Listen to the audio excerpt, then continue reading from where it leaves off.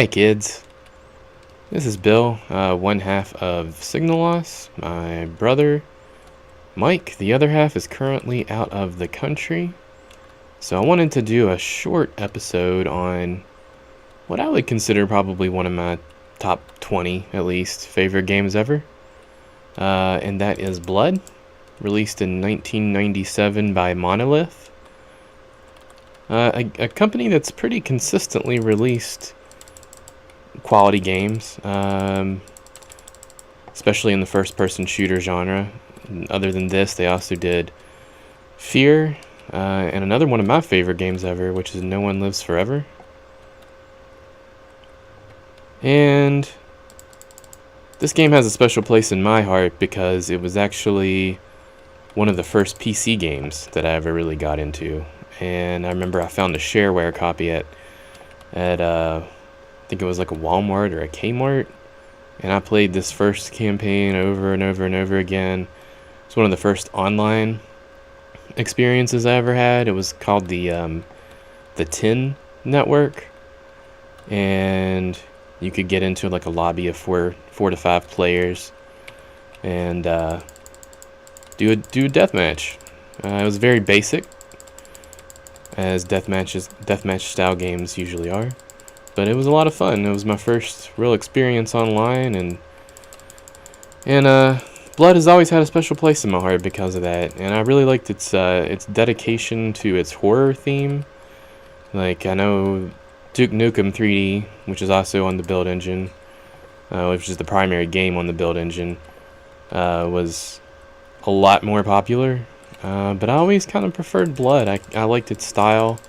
I liked its setting and the ambience of the game. It really just sticks to its horror themes very well. And the soundtrack is really good.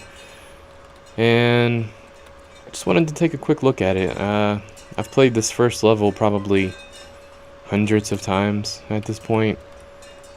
I'll probably still end up missing secrets because they hit them really well back in the day. But yeah, like I said, this was one of my first-person shooters. Now, it kind of came out, I would argue, at kind of a bad time because it came out in 1997, so it was right at the dawn of 3D. Oh, and this is really cool that you can kick their heads, and it makes a nice little thud sound when you kick it. If you kick it enough times, it'll actually explode. But, yeah, it came out at right when 3D shooters were starting to get big. Like Quake and Quake 2 were coming out. Technology, graphic-wise, moved a lot faster back then, I would argue.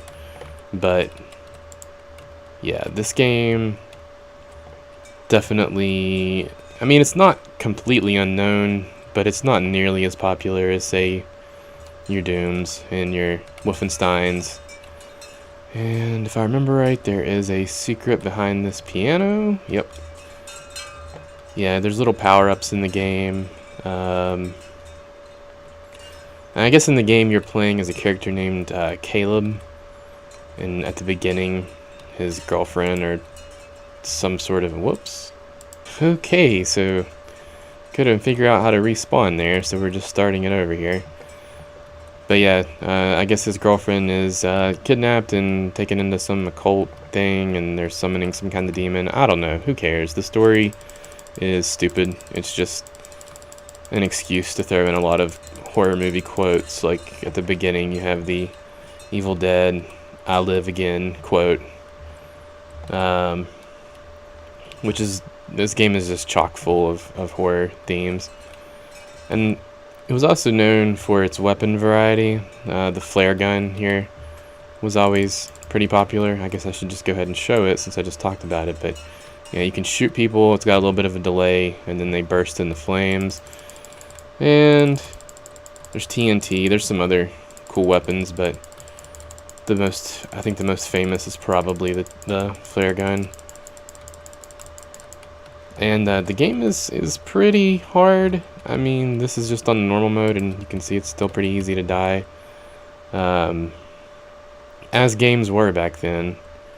But yeah, this game did kind of come out at an unfortunate time. A lot of other graphically superior games were coming out, and then just a couple years later, you had probably the biggest change in the first-person shooter genre ever with Half-Life 1, which is still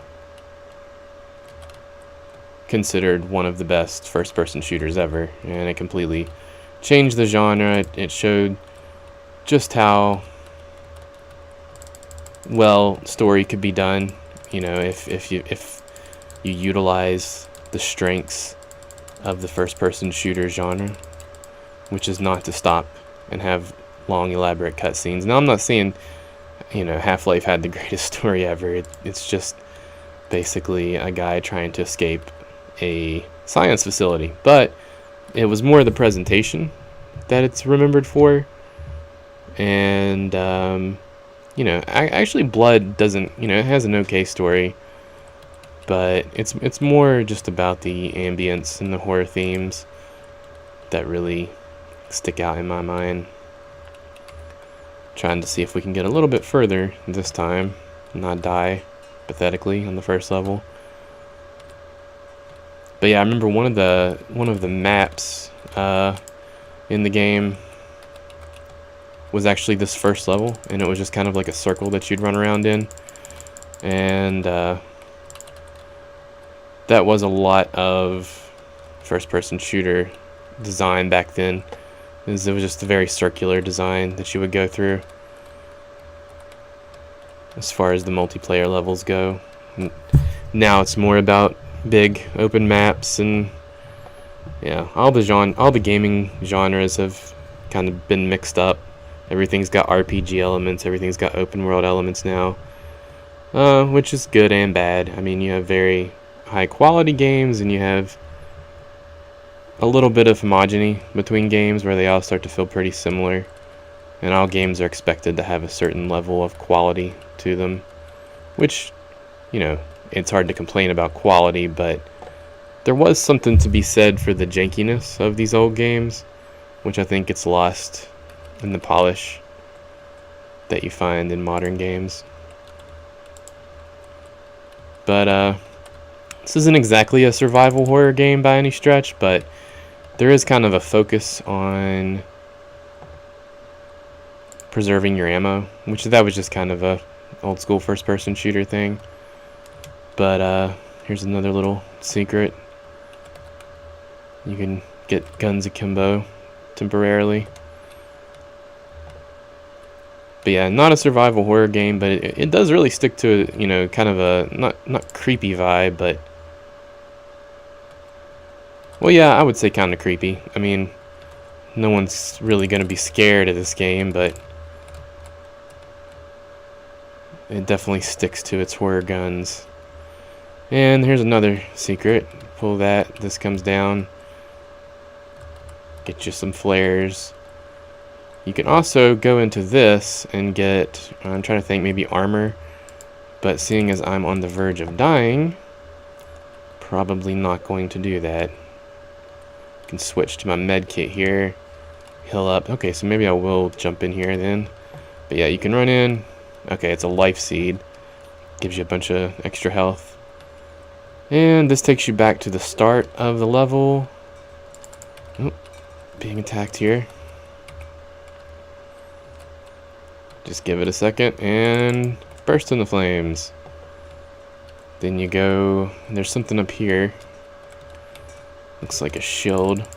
These rats can hurt you, but they're not a huge threat. Games are so racist towards rats. So you continue on through here, and if I'm correct, yeah, he pops out there.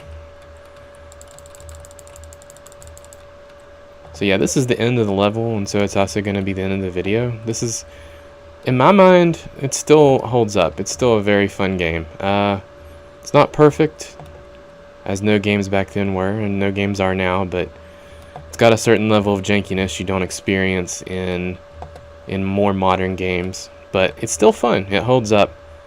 It definitely gets much harder than this, and just a fair warning if you play it. But definitely a game worth considering checking out if you want to go back and revisit an old shooter. Bloop. And yes, I still did miss a secret. Good times.